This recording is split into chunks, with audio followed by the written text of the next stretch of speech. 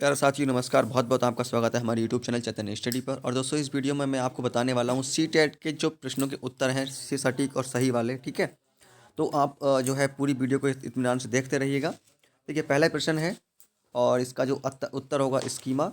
इसका है विचार या सोच में केंद्रीकरण। अगर आप प्रश्न आप चाहें तो इंग्लिश मीडियम से हैं तो आप इस साइड के देख सकते हैं। ठीक है, कौन सा कथन सही है? तो ये विकास बहुआयामी होता है। अगला है, देखिए वाइगोत्स्की ने सांस्कृतिक उपकरणों की बात कही है।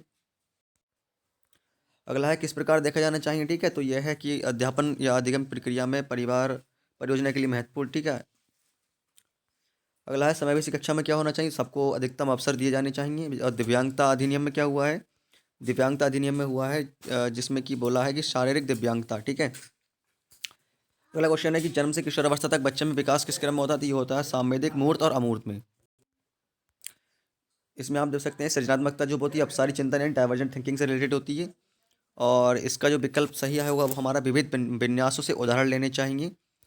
अगला है कि समरूपों के इस्तेमाल को बढ़ावा देकर। अगला है शिक्षा शास्त्र और आकलन की जटिल संरचनाओं का प्रयोग। देखिए शर्मिंदगी का जो है संज्ञान पर नकारात्मक प्रभाव पड़ सकता है। और अगला है कि संकल्पनाओं के बीच संबंध खोजना इसका सही जो है उत्तर है। अगला है त्रुटियों की समझ अध्यापन अधिगम प्रक्रिया के लिए अर्थपूर्ण है। अगला प्रश्न है कि अधिगम को अभिप्रेरण किस प्रकार रखा जा सकता है? तो ये कर सकता है प्रवृत्ता अभिमुखी लक्ष्यों की ओर देकर। इसका है अधिगम की निर्योग्यता, तो इसमें आपका सही विकल्प होगा संतुलित उत्तेजना और कोई वह नहीं। अगला है कि अधिगम का संरचनात्मक विचार यह सुझाव देता है कि जो बच्चे होते हैं वो सक्रिय भूमिका निभाते हैं। आपका अगला विकल्प है, देखिए योग्यता जो होती है वो आपकी सुधार यानी कि एबिलिटी जो होती है वो आपकी इंप्रूवेबल होती है। अगला विकल्प होगा आपका अन्वेषण और संवाद।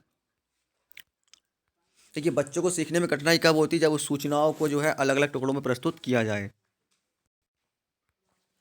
अगला है मूल्यांकन पद्धति का लक्ष्य क्या होना चाहिए? तो ये होना चाहिए विद्यार्थियों की जरूरतों एवं आवश्यकताओं की पहचान करना।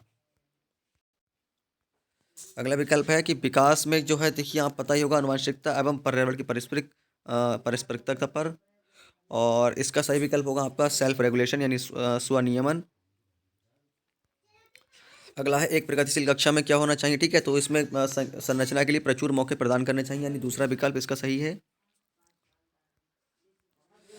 एक गतिविधि के दौरान इत्यादि कुछ दे रखा है। ठीक है, इसका सही विकल्प है इसके फोल्डिंग।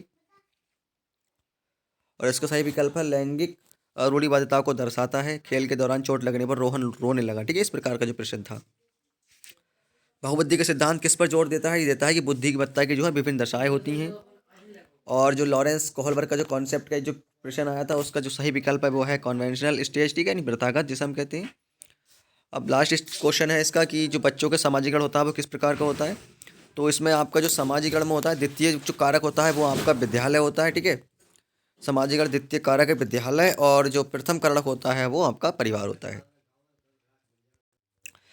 फिलहाल दोस्तों इस वीडियो में सिर्फ इतना ही। और इसके अलावा जो और जो इसके विषय हैं ठीक है उनकी भी जो आंसर की है वो भी हम आपको सटीक सटीक उपलब्ध करवा देंगे। इसके अलावा यदि आपको लगता है कि आपने कौन से प्रश्न का उत्तर गलत लगाया है अथवा हमसे यहाँ पर जो है किस प्रश्न में गलती हो चुकी है या हो सकती है उसको आप कमेंट कर सकते हैं। ठीक है, और फिलहाल दोस्तों इस वीडियो में सिर्फ इतना ही। चैनल को आप सब्सक्राइब कर लीजिए और सारी खबरें टेस्ट सी टेट की जानने के लिए।